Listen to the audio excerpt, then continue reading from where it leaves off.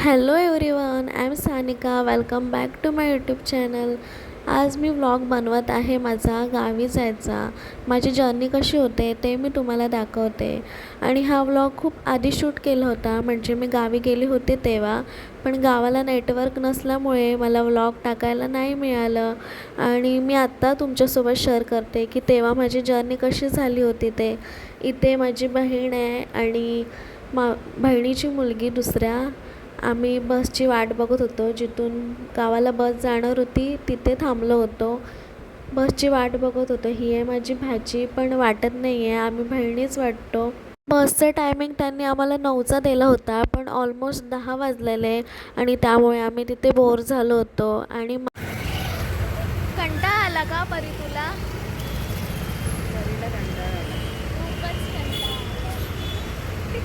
खूप महिन्यानंतर गावी जात होती, त्याच्यामुळे एक्साइटमेंट पण तेवढीच होती, कारण मम्मी पप्पांना भेटायचं होतं. पण इथे बोर पण झालेलं. आणि आमच्या बसचं नाव होतं साई वैभव आणि ही साई ट्रॅव्हल्स आलेली. तर मला असं वाटलं की हीच बस आहे, म्हणून खुश झालेलो. पण नंतर कळालं की ती नाही आहे. आणि नंतर थोड्या वेळाने ही आमची बस आली. मग फायनली आम्ही बसमध्ये बसलो आणि आमचा प्रवास सुरू झाला. आणि इथे विंडो सीट मिळण्यासाठी आमच्या दोघींची भांडणं होत होती, पण मलाच भेटले विंडो सीट. मी हिच्याशी भांडून विंडो सीट घेतले.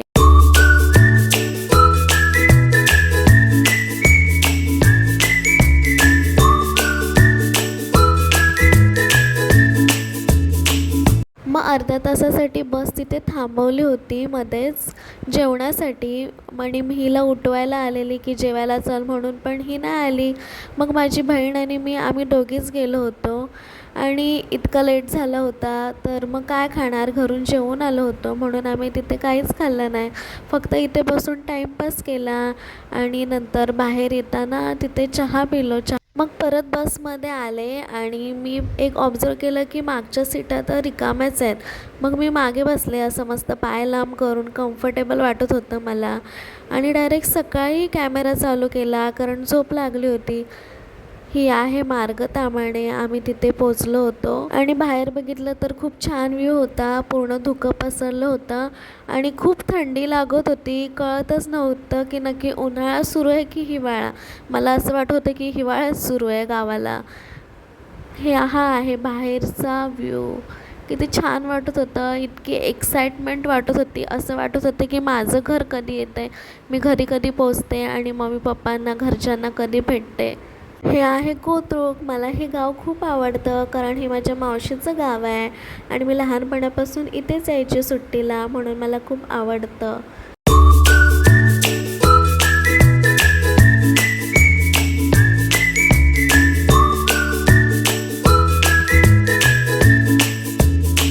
हे आहे कोथरूडचं बुद्ध विहार. मग आम्ही पोचलो आंबोलीमध्ये. 2 तास आम्हाला लेट झालं होतं पोचायला. जिथे 6 तास लागणार होते तिथे 8 तास लागलेले, कारण 2 तास बस पंक्चर झालेली, म्हणून मध्येच रस्त्यात थांबवली होती. मला हे काय माहीतच नव्हतं. मला सकाळी ताई बोलली, कारण मी रात्री झोपले होते. ही बघा कसं सामान सांभाळते ते. आंबोलीतून आम्हाला दुसऱ्या गाडीने घरी यायचं होतं. आम्हाला गाडी मिळाली आणि आम्ही आलो घरी. हे आहे माझं गाव.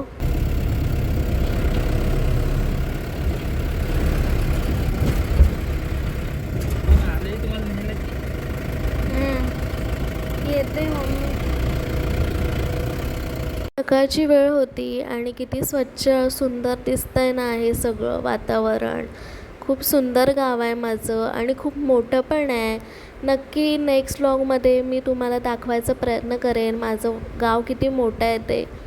मग आम्ही इथे खाली थांबलो होतो आमचं सामान घेऊन, आणि सामान जास्त होतं म्हणून माझे काका, मम्मा आणि छोटू पण आला होता सामान न्यायला, आम्हाला हेल्प करायला. कधी पण गावाला येतो तेव्हा आम्हाला अशी ट्रीटमेंट लागतेच. म्हणजे आम्ही जाऊन आमचं सामान घेऊन स्टॉपवर थांबतो आणि जोपर्यंत घरचे येत नाही ते घेऊन जायला, तोपर्यंत वरती घरी जात नाही.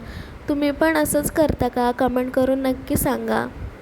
हा आहे माझा भाचा, दादाचा मुलगा. तो आम्ही यायच्या आधी त्याला खूप मजा वाटत होती की माझ्या 2-2 नातू येणार आहेत असं सगळ्यांना सांगत होता. पण इथे आम्हाला बघून तो मम्मीच्या मागे लपत होता. त्याला काय वाटत होतं काय माहीत.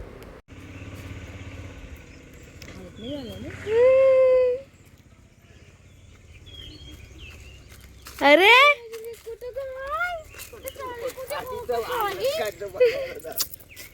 कुठे चालली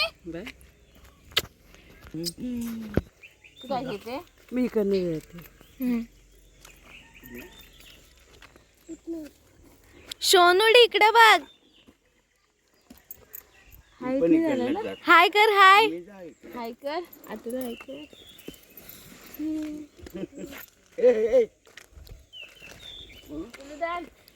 अरे फोटो काढते. माझी पप्पी घे. माझं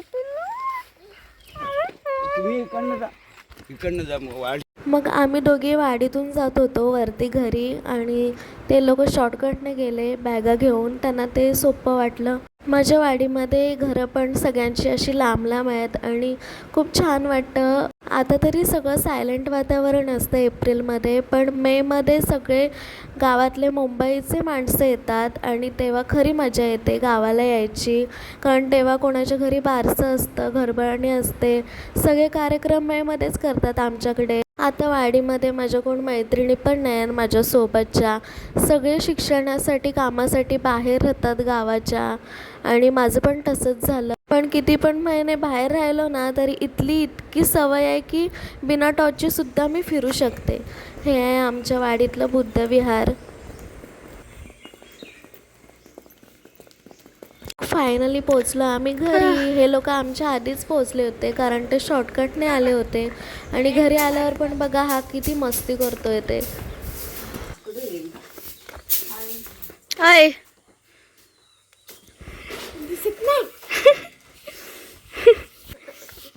तर फायनली मी पोचली घरी आणि अशी माझी जर्नी झाली गावी यायची. तुम्हाला जर माझा व्लॉग आवडला असेल तर कमेंट करून नक्की सांगा आणि सबस्क्राईब करायला विसरू नका. आणि ज्याने सबस्क्राईब केलं असेल त्याने बेल आयकॉनला क्लिक करा. भेटूया नेक्स्ट व्लॉगमध्ये. Bye bye.